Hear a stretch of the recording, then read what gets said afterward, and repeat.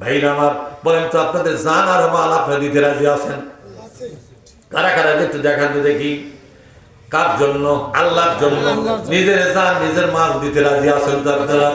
এবার আল্লাহ তাআলা বলছেন, বান্দা শোনো শোনো, তোমাকে জান্নাত দিয়ে দিব, তোমার জীবনের অপরাধগুলো ক্ষমা করে দেব বান্দা। শুধু তাই নয়, কিয়ামতের দিন আমি তোমাকে আমার আরশে আজিমের ছায়া তলে জায়গা করে দিব। জোরে বলেন না সুবহানাল্লাহ। বান্দারে, তোমাকে যখন কিয়ামতের ময়দানে জান্নাতে নিয়ে যাওয়া হবে, আমার অসংখ্য ফেরেশতারা তোমার জন্য লাল গালিচা বিছাইয়া দিয়া, কাঠ বনার দিয়া দিয়া তোমাকে নিয়ে যাবে। সালামুন কাওলাম মির রাব্বির রহিম। বলেন সালামুন কাওলাম মির রাব্বির রহিম। ও বান্দা, আমার ফেরেশতারা তোমাকে অভিবাদন জানাবে। অভিবাদন দেখছেন নাকি? মাঝে মাঝে টিভিতে দেখা যায় প্রেসিডেন্ট, প্রধানমন্ত্রী বাংলাদেশের সেনানিবাসে যখন যায়, কুচকাওয়াজ হয়, প্রেসিডেন্ট এক জায়গায় দাঁড়িয়ে থাকে, তার সামনে দিয়ে সেনা প্রধান যায়, অভিবাদন দিয়ে যায়। মেজর, কর্নেল, ব্রিগেডিয়ার, জেনারেল তারা যায়, এভাবে তাকে স্যালুট করে করে যায়। এটা হলো অভিবাদন। এটার নাম কি জোরে কোন? অভিবাদন। প্রেসিডেন্ট গাড়িতে থাকে, ওরা মাটির থেকে এভাবে স্যালুট করেন, প্রেসিডেন্ট ঘুরে ঘুরে তাদের স্যালুট নেয়। তার মানে আল্লাহ পাক বলছেন, এই দুনিয়ার অভিবাদন তো দুনিয়াতে শেষ হবে, কিয়ামতে 50,000 বছর। ও বান্দারে, আমার কোরআনের জন্য আমি আল্লাহর কথাই রাজি হইয়া, কার কথাই জোরে কর? আল্লাহর কথাই রাজি হইয়া তোমরা যদি আমাকে জান আর মাল দাও, আমার কোরআন থেকে বিজয়ী করে আন্দোলনে নামতে পারো, এই আন্দোলন আমার জন্য তোমার জীবনও লাগবে, তোমার সম্পদও লাগবে। এটা নিয়ে ময়দানে যদি নামো,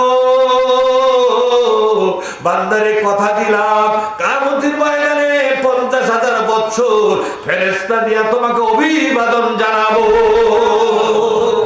ভাইরা আমার, শুধু তাই নয়, ফুলসিরাতের পুলের উপর যখন উঠবে, এই ফুলসিরাতের পুল শুরু হবে কিয়ামতের ময়দান থেকে।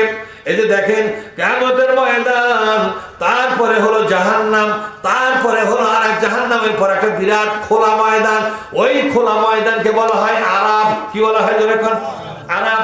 কোরআন শরীফের মধ্যে একটা সূরা আছে, 7 নম্বর সূরা আরাফ নাম। কি নাম জোরে কোন? 7 নম্বর সূরার নাম হলো আরাফ। আরাফ মানে একটা খোলা ময়দানের নাম। কিসের নাম জোরে কোন? খোলা ময়দান। খোলা ময়দানের নাম হলো আরাফ। আরাফ নামক জায়গা, এখানে আপনি নেমে গেলেন। আর কিছু মানুষ আছে কিয়ামতের ময়দানে ওই ব্রিজের উপর যখন উঠবে, এটা যমুনা সেতু না, এটা পুলসিরাতের সেতু। কি সেতু জোরকা? পুলসিরাতের সেতু। এই সেতুর মধ্যে যখন উঠবে, তার সামনে আল্লাহ রাব্বুল আলামিন তার সামনে এবং ডান দিকে একটা নূর দিয়া তাকে অভিবাদন করে নিয়ে যাবে। সুবহানাল্লাহ। আল্লাহ পাক বলছেন সূরা হাদীদের ভিতরে, কোন সূরার ভিতরে দেখো?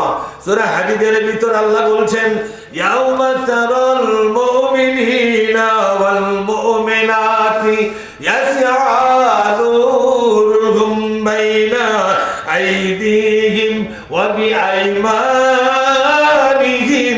বুশরাকুমুল ইয়াউমা জান্নাতুন তাজরি মিন তাহতিহাল আনহারু খালিদিনা ফিহা যালিকা হুয়াল ফাওজুল আযীম। যখন আল্লাহু আকবার।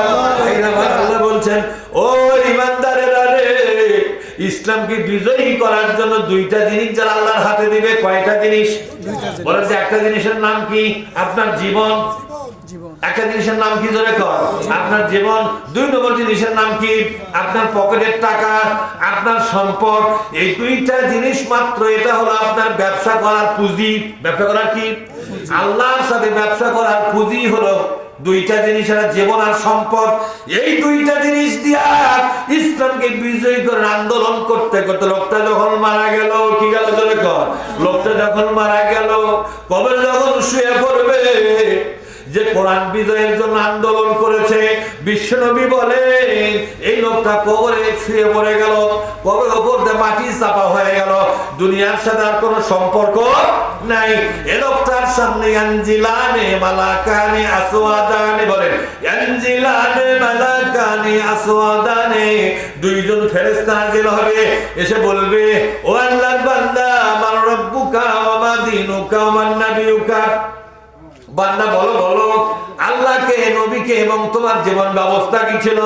সেই সময় দেখতে পাবে তাকে সাহায্য করার মতো কেউ নাই, জানে নাই ভাবে নাই। রে ভাইরা আমার, হাদিসের মধ্যে পড়ে দেখলাম যে কোরআনের আন্দোলন আপনি দুনিয়াতে করেছেন এটাকে বিজয়ী করার জন্য।